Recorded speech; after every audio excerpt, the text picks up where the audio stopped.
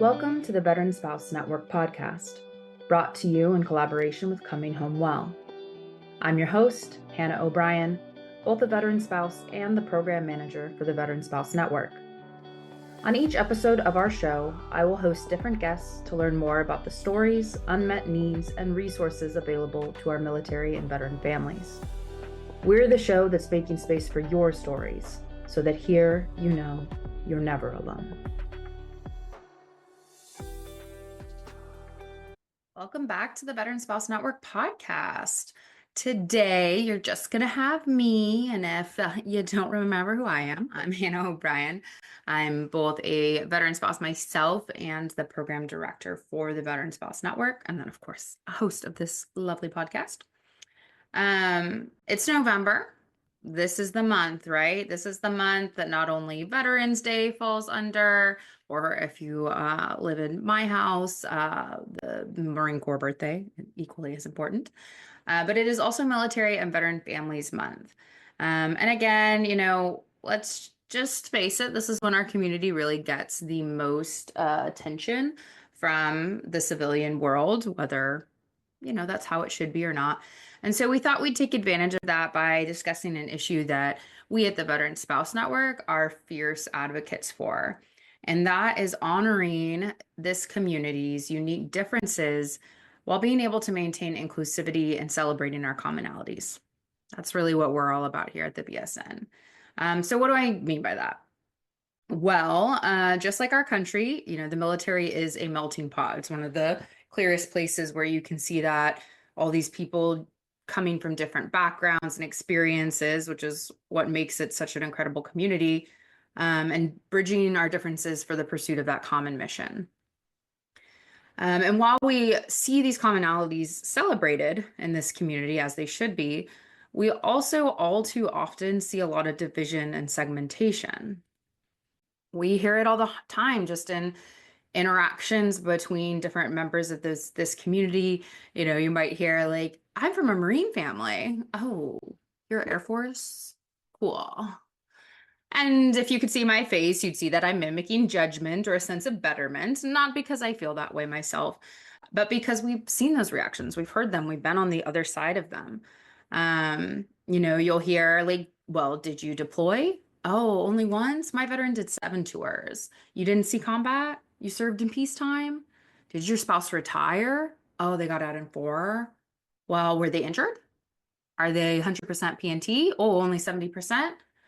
And then on the spouse side, a lot of times you'll hear stuff like, are you a full-time caregiver for your veteran? Were you with your partner while they were actively serving? Do they have PTSD?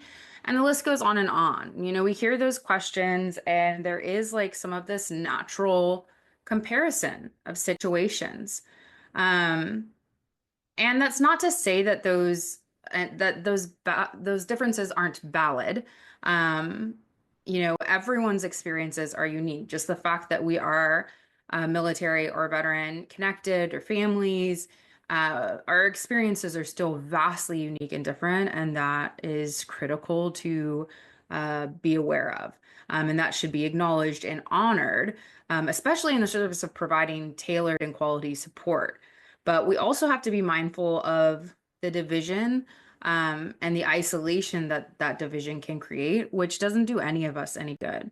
And so that's what I really wanted to kind of talk about today, both from the sense of like how we've kind of embedded that into how we do the work that we do and we create programming, and how we see that show up in our community, as well as kind of talk about, when it really, from our experience, and that's all I can speak to of our experience as an organization working with spouses and families across the country, when we've seen it really be beneficial and supportive to bring groups together and focus on those commonalities and try and stay away from the division, the segmentation.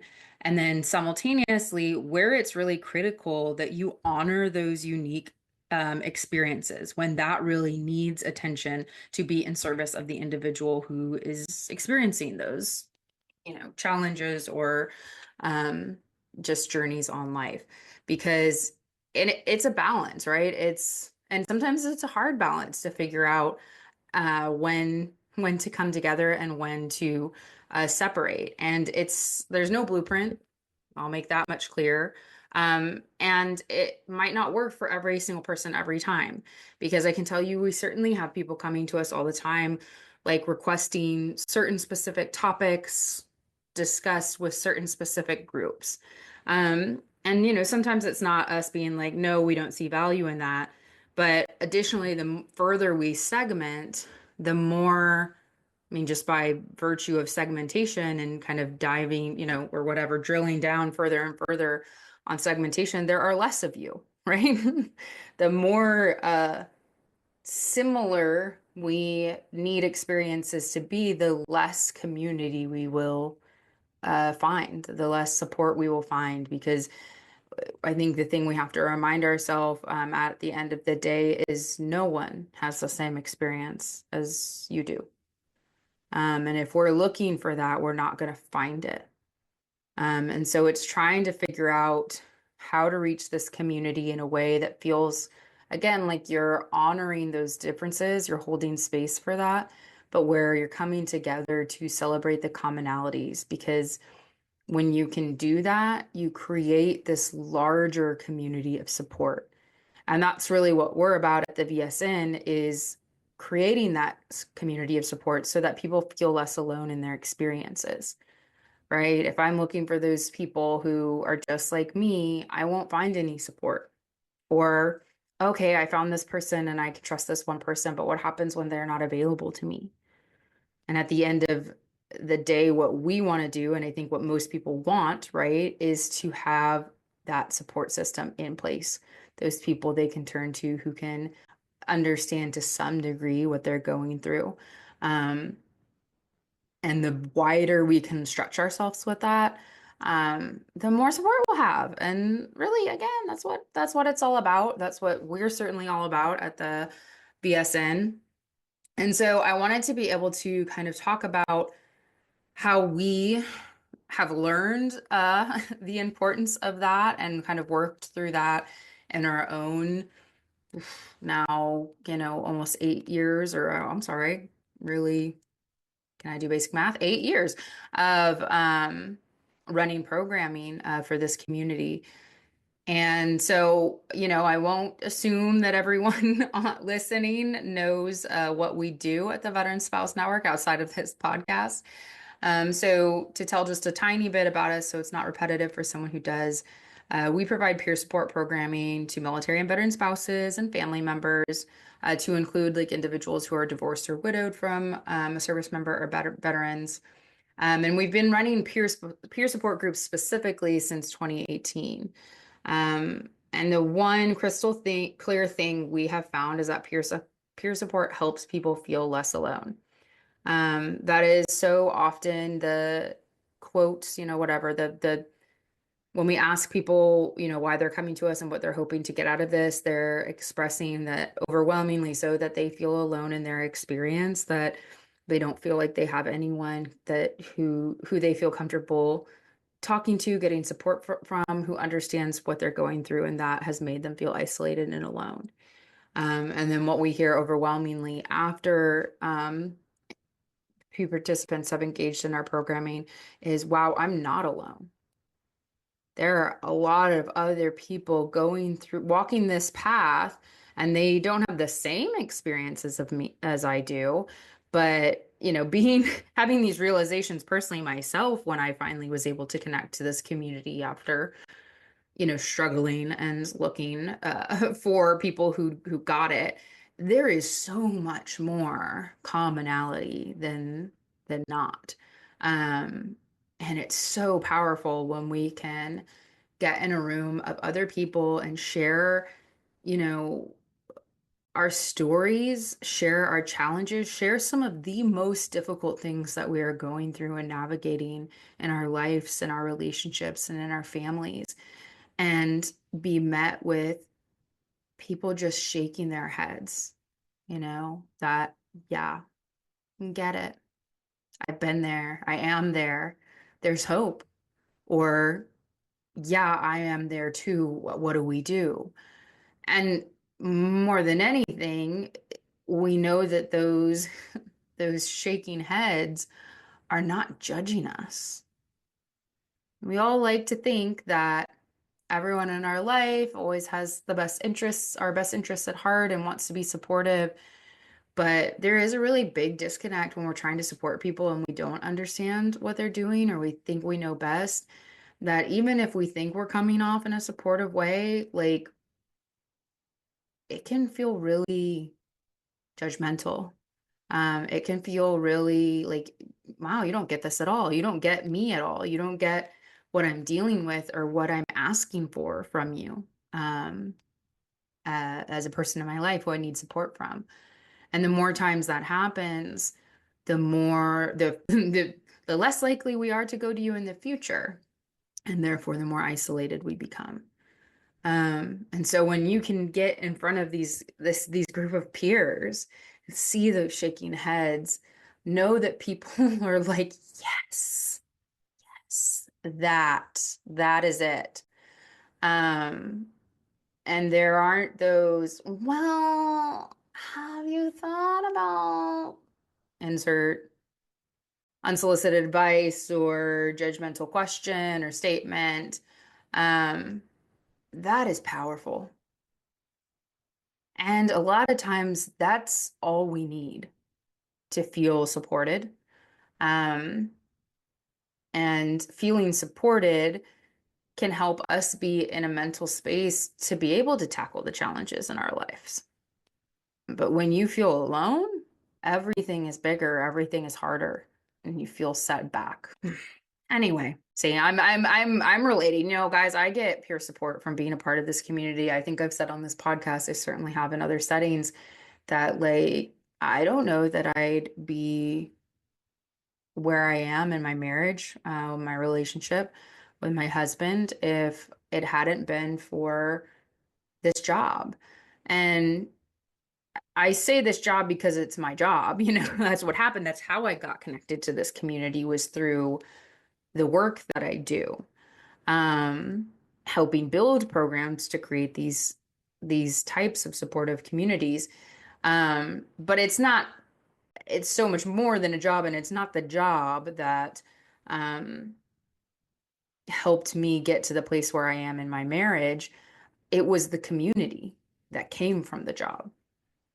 It was being able to sit in those rooms and feel seen and feel heard and feel validated and to hear others' stories, others' challenges, others' successes, others' strategies, others' resources, right?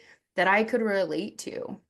Because even when we couldn't relate there to the exact whatever, you know, situation, um, we still could relate because there was so much commonality there. There was more than enough to bridge any divides. Um, and I think sometimes, you know, kind of what I was wanting to address through this topic is sometimes when we're more focused on the division, the divides, the comparisons, we miss out on that support and we don't realize really how much we have in common. And you know, I'm not I'm not going to pretend that this is a unique um sentiment or philosophy or whatever to this community. This goes for human existence. You know, we too, I think all too often we're focused on division and what separates us, and we miss out on all the commonalities that we share and ways to come together. Um, but anyway, I digress. So,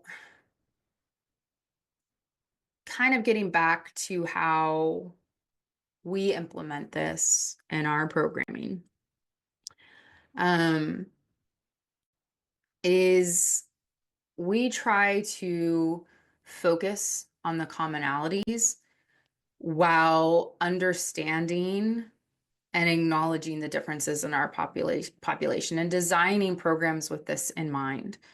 Um, so how do we do that? Well, We do this with our population, alongside our population, our community, to ensure we're not making decisions for them, but with them, right? Like, yes, the vast majority of our staff are members of this community. And just like many members of this community wear different hats. So we have veterans on our staff, we have spouses, active duty spouses, veteran spouses, children of veterans. We have those who, like myself, met their veteran after service had ended, and those who, were with their partner the entire time through a 20-year career in active duty life. We have parents and non-parents. We really have a diverse staff. We didn't always, we were a much smaller staff when we started this thing, but we have a diverse staff, but we're still just a very small subset of this larger, diverse community. So we have an approach which is called human-centered design. And that's really where you are, I mean, it says what it is, right? It's centered around the human, the person receiving said service or product or whatever, because it goes beyond services. But we're focused on that human element and designing programming around them. So we ask our community what they need, and then we actually listen and use that to make decisions about the program.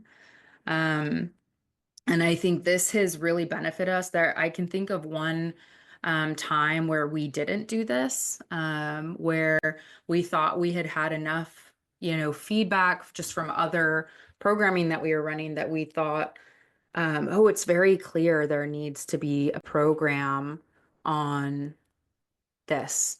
And we tried, and I'll even say it was a transition. So helping spouses, supporting spouses while their service member was transitioning out of the military. And this program really didn't take off. And we worked at it and we pivoted and we tried to do things differently for about 2 years. And I always think back to the one thing we did different was assume that this was something they wanted and needed and would benefit from, instead of starting with that conversation. And that's not to say that that's all that was going on. I think we learned a lot of other things there too. But I feel like we have never failed when we start with the population and we start with talking to them and figuring out their needs and how, not just their needs in terms of what are their experiences and what are they wanting support around, but also like how do they want to receive that support?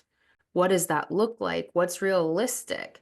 Um, and building and pivoting around that, and then eliciting feedback and making the population a part of that feedback loop. So it's not like, cool, we did it the one time and we're going to run this program the same way for the next 20 years and assume that nothing changed, right? That's not realistic, for anything, certainly not for an ever evolving community, very fast paced evolving community at times, depending on what's going on in the military and in the world.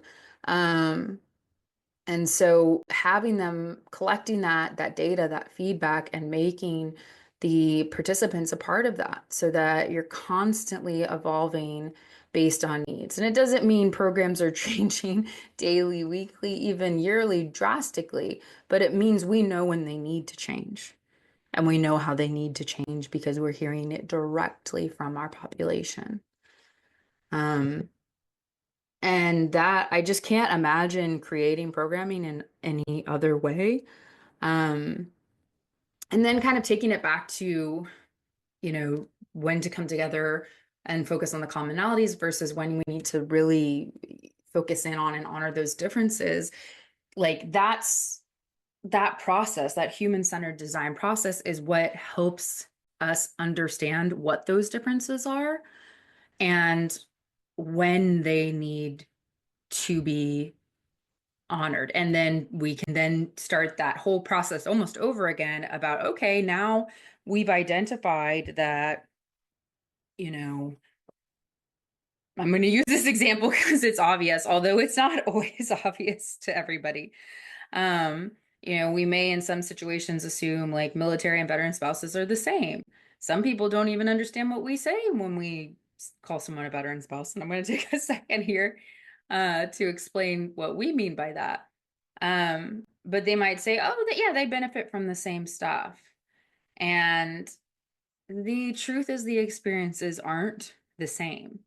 And that doesn't mean that there aren't programs and like areas where it actually, I think it's quite beneficial for those communities to come together and receive support together.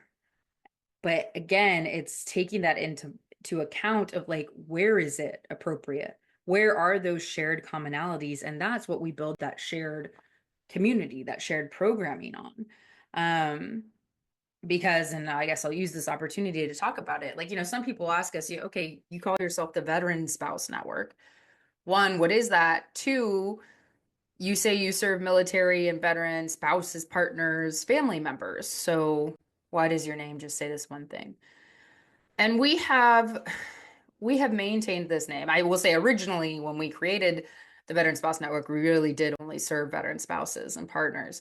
Um, and that is a really important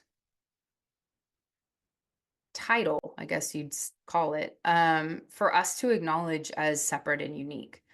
Because a lot of times military and veteran spouses get lumped into the same terminology, and we're all referred to as military spouses.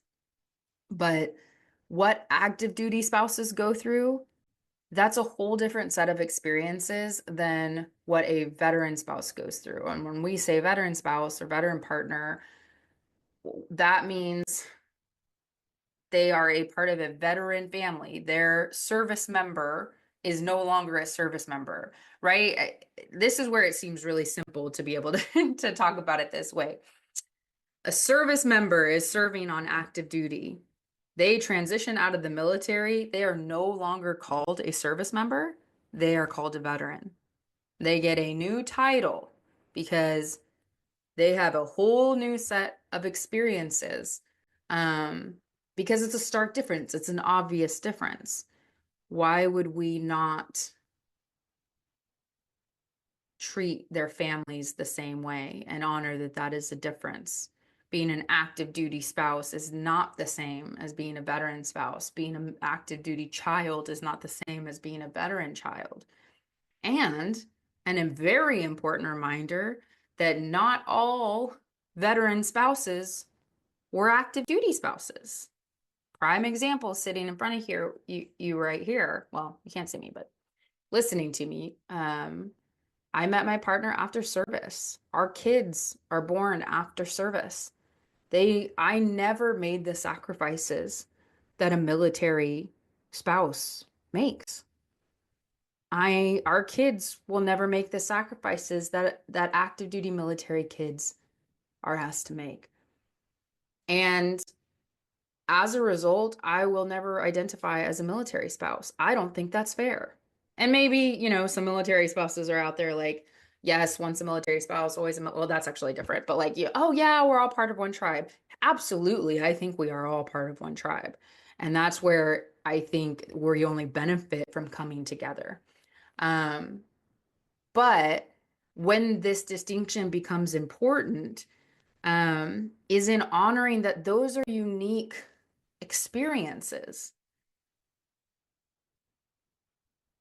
Active duty spouses are dealing with managing life under the DoD and all the hierarchy and bureaucracy that comes with that, living on base, living off base, having to PCS and how that affects every aspect of life for them, having to manage deployments where their partner is gone for extended periods of time and they are taking on more responsibilities at home when their service member is gone. And that's just the obvious ones. That's just the tip of the iceberg of experiences that active duty spouses are having that veteran spouses like myself are not and will never. And then when we come on to the veteran side of things, a lot happens after transition. There is a lot of change. that the veteran is navigating, that the family is navigating. Um, and new issues arise. It's when a lot of the mental health stuff comes out. Um, that's when, issues of purpose, finding purpose in work, um, and in what, and I'm speaking about things that I've dealt with in my family. And I wasn't even with my husband during those like critical 2 years of transition either. I met him, he had been out for 5 years when we met. But he was still very much navigating, finding his place, finding purpose. And I honestly don't think he really found that. And I think that was a very difficult thing for him mentally that he hadn't found that until he landed on um, being a first responder, a medical EMT, now about to be a paramedic. And that was only a couple years ago. Like you're dealing with that sort of stuff. He was still very much wrestling with his mental health. And let's say we still deal with that. That is still a part of our life. He and we as a couple have taken immense strides to figure out how to manage that in his life and in our relationship and our family. Um, but those were things that came up for him post service and that come up for a lot of veterans post service. Um, I've even had active duty spouses kind of look at some of the curriculum and things that we discuss in our veteran spouse resiliency group and be like, whoa, people want to talk about this stuff? Like, are you kidding me? This is invasive. Ooh, you're talking about PTSD and suicidality. And we're like, yeah, we gotta. They need it. We need it. Um, because it's a different set of circumstances and experience. You are living a different life. Um, and then you have the spouses who did active duty life with their partner, transitioned out, and are living post-service life with their partner. And that's a whole unique experience as well. They're different. And so it's important to honor those differences where they matter. For example, when you lump all spouses into one terminology, especially if you're coming from the programming or organizational side of the house. Like we serve military spouses. You might be missing a whole population that you actually aim to serve who assumes that it's not for them because they don't identify as a military spouse. Because I work in this field, I know to look harder at those things to understand, okay, what do they mean by military spouse? Like, is this for me? Um, but that's only because I'm in this field. Like, if I hadn't had that, I would have assumed, oh, they mean active duty spouse, and that's not for me. And I would have been done, like exploring that organization as an option, exploring that service as an option, unless someone told me otherwise. Um, and that sucks. And then it's also important to think about messaging. Because you can even go the other way, right? You can say military and veteran spouses, this is for you, and have that really, and mean it, like it really is for them, and have that really inclusive, obvious language and call to action. But then unfortunately, I've also seen program that says it's designed for people like me. And when I get into it, it's assuming I was an active duty spouse. And a lot of the messaging and a lot of the content is around things that the spouses and partners navigated during active duty life. And so, how do I take that? And I'll speak for my individual, me as an individual post service spouse. I get mad and I get sad, honestly, too. Why did you say this was for me? This isn't for me. And that makes me think you don't understand me. And if you don't understand me, why would I trust you to support me? If you can't even understand that when you say veteran spouse, you're talking to people who may not have lived active duty life with their partner, then this program wasn't designed for me. And so I don't trust it to benefit me. And y'all, let's just be honest, there are a lot of post-service spouses out there. Some veterans get out when they are quite young. Others may have been in relationships and married, and those relationships did not last, the ones that they had when they were active duty. I am my husband's second marriage. He was married when he was active in the Marines. Um, we hear that story a lot. So there are a lot of us out there, post-service veteran spouses who were not with their partners while they were actively serving. We want to believe that we're a part of this community, and we are. And we benefit from talking to active duty spouses and talking to veteran spouses who were with their partner when they were active. It fills in immense amounts of gaps for us. It is so supportive. And no, they shouldn't exist to support us. But I've seen it work so much the other way too. There's a lot of support to give from post-service spouses to active duty spouses, living this life post-service. It's so bi-directional, the support that we can give to one another when, again, we're able to focus on those commonalities. And so it's really important that we know when and how to do that. And you can only do that by talking to the population, and really making them a part of program design. Because it's not malice when these things get overlooked. It might just be that people have a better understanding of active duty spouse life that are creating programs, or that they involved a bunch of active duty spouses in creating the program. So there's no surprise that it's more active duty spouse centered because they don't know, they haven't lived that life yet of what happens after service has ended. And vice versa. I can't design a program for active duty spouses on my own. Not a peer support program because I think it needs to have that level of standing. I need to be engaging with those active duty spouses and a lot of them to understand the diversity of those needs because I didn't experience it myself. And again, even if I did, I'm one person with one set of experiences. So I think that's a good reminder for all of us who serve these populations, who work in programming, that we need to understand the population. And we also need to look out for our own blind spots because a lot of this stuff isn't happening because anyone has bad intentions. This community has the best intentions. Like this is such a service-driven, passionate community. That's why all these amazing organizations exist. But again, it doesn't mean that we don't have blind spots. It doesn't mean that um, we might miss something if we're only looking from X lens or Y lens or only involving a small amount of people in figuring out what something needs to look like.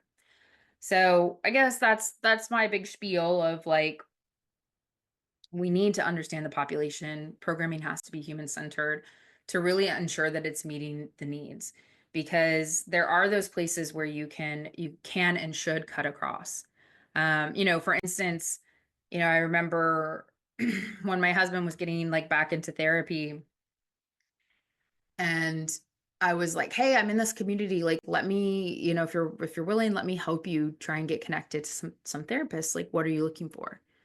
And at the time where he was still a little reluctant, he gave me the longest list of requirements that this therapist would have to have these personal experiences. They have to be a Marine. They have to have seen combat. They have to be post 9/11, and I could go and make some up at this point. But I just remember thinking, that's a really long list. And how many, veterans actually go into the counseling world, the professional helping world, period. And then we talk about the segmentation of branch, service area, um, deployment, non-deployment, combat. And then the experiences they had. And so I looked at him and I was like, I don't want you to take this the wrong way. But if all of those things are deal breakers for you, then I need you to understand that you're not going to find a therapist. And you're not going to get the support that we both know you need. Um, so let's take it back and let's think about what really is important. Because I'm all for the commonalities needing to be important. They are. That's literally central to the work that we do with peer support. Um, but this is a large community, but it is a small portion of the community, right? Less than 1% have served, and we need to be open to where those commonalities serve us and where the division does us a disservice. Um, at the end of the day, we need support from one another. And if we're constantly looking for places to divide, those support circles get smaller and smaller and smaller and smaller. But we've done it to ourselves at that point. So I just think it's really important for us to just have these considerations, whether it's at the individual level of like, what are those things that are truly critical to me, like for me to feel safe and for me to feel that I'm getting the support that I need. What do I need the person on the other end of that or the people on the other end of that? What do I need them to be able to relate to? And if that's a long list, write that long list and then take another look at it and take a look at it through the lens of is this is this realistic or am I honestly selling myself short and I'm not going to be able to find these people and therefore I'm not going to get the support that I say that I need. And same from the programmatic level. Like, again, really trying to understand the community and their needs and figuring out when it's valuable to cut across differences, share commonalities, and make that the bedrock of that programming, and when you need to honor differences. And there are a lot of times where you do need to honor differences. And it's also thinking about like not just the audience, but the audience, but the content. For example, we have a session in our BSRG curriculum called Love and Relationships, and it's all about your intimate partner relationship with your veteran. We talk about communication, we talk about intimacy. Like it is what's going well, what's not going well in our intimate partner relationships, and what are we wanting to work on and what can we do as the one person in that relationship. That lands different if it's not a spouse or not a partner is in that room, right? What if I'm the mom of a veteran? You think I want to be talking about the intimacy or the child of an adult child of a veteran? Or what if I've lost my veteran? What if they have passed away? Or what if I'm divorced or separated from my veteran? That's not appropriate content for every group, right? So it's not just looking at who to bring together versus who to separate. I think honestly there are lots of places where we should bring as many people together as possible. But it's also what's the content and who's the appropriate audience for the content, and who's not the appropriate audience for the content. Because a lot of times people say, well, I really want to. And we've even let some people in. We've kind of told them what to expect and let them in and said, okay, if you really think this is going to be supportive, go for it. And then we get that feedback of, oh, shoot, you were right. Like, and we're not always right, but we have gotten that feedback of, oh, darn, yeah, that wasn't it. That wasn't what I needed. And you told me that. But when people really want something, us being able to try and work with them, and just be transparent about it, right? And allowing people to empowering people to make their own decisions about what they would find to be supportive. Um, when and where you can, I think is good as well. Um, but Anyway, I feel like I've been droning on and on. So, if you guys have listened to the podcast before, you know that when I have a guest, I usually try to end the session by asking them what it's like one piece of advice or wisdom they'd like to share with our listeners. So today, the message I really want to get across is that, we are all more alike than we think. And again, this is a good message to take in outside of this community with us every day, honestly, in multitude of situations. And that we should try to look for those commonalities. Just because I wasn't with my husband while he was active duty doesn't mean that I can't be supported by and provide support to a fellow spouse who was. And there's so much that we have in common. And so when we choose to lean on those commonalities, then we grow our communities of support, and we can continue to grow our communities of support in ways that honestly we may never have dreamed of. And I think that's really the power of what we try to help facilitate at the Veteran Spouse Network. It's the power that changed my life and my relationship and gave me the family that I have today that I wouldn't trade for the world.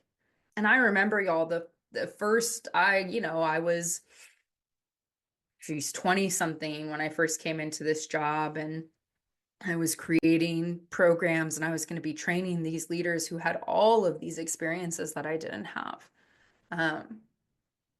And I felt like, who the frick was I to tell them I know what they need to do? And I remember when we went into our first peer leader training and I was supposed to be leading this thing, I was really intimidated. And oof, I'm getting emotional. The immense amounts of love and support and camaraderie that was in this setting and that they showed me. They wanted to make sure I knew I was a member of this community, no matter the differences in our experiences. And what that did for me in that moment and for the rest of my life, that is the feeling that I hope we create for spouses for the rest of the time that we exist, for family members for the rest of the time that we exist. And I don't think there is any other way to do that and do it well without talking to our populations and understanding the value of bridging together, leaning on those commonalities, and then again, just finding the places where it truly is important to identify and honor differences and create programming for those unique differences. But without the former, without being able to bridge and come together, I may have stayed isolated for years. And so many other spouses may stay isolated. So, and there are lots of us outside of this community who are facing isolation, right? And we could combat that so easily by trying to find the commonalities in our experiences. So that is where I leave this, is trying to encourage us all to do more of that, whether that's in our personal or professional lives. So I appreciate y'all for listening to my TED Talk. And I hope you join us for next month's episode. Thanks again for joining us on the Veteran Spouse Network podcast, brought to you in collaboration with Coming Home Well. We thank you for listening today and hope today's session left you feeling a little more connected or gave you some insight into the experiences of our military and veteran families. Don't forget to check us out at veteranspousenetwork.org to learn more about how our military and veteran families can receive the support they deserve.